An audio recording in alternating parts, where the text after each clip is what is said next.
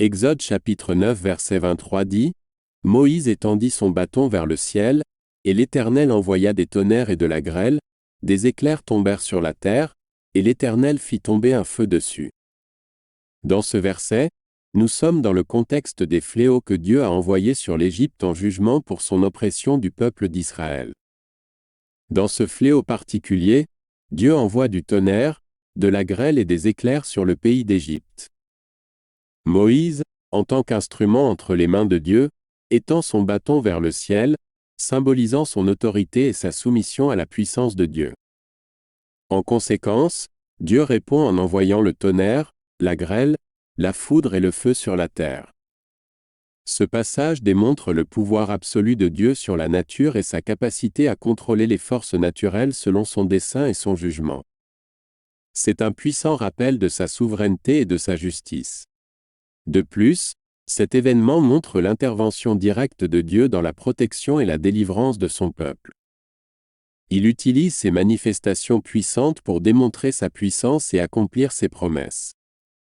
Ce passage nous invite à réfléchir sur le caractère de Dieu. Il est capable de contrôler les éléments de la nature et d'utiliser son autorité pour apporter le jugement ou la délivrance comme il le veut.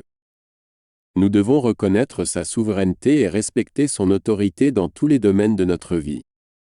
Puisse ce passage nous inspirer à faire confiance à la puissance et à l'attention de Dieu en toutes circonstances.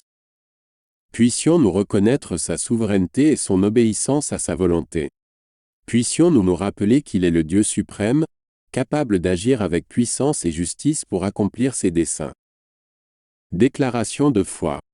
Seigneur Jésus-Christ, je confesse que je suis un pécheur, et que je suis séparé de Dieu à cause de mon péché, je me repens de mes péchés, et je reconnais le Seigneur Jésus-Christ comme le seul et suffisant sauveur de ma vie, et dirige-moi à la vie éternelle, et écris mon nom dans le livre de vie. Amen. Éphésiens 2 versets 8 et 9 Car c'est par la grâce que vous avez été sauvés, par la foi, et cela ne vient pas de vous, c'est le don de Dieu. Pas d'œuvre, de peur que personne ne se vante.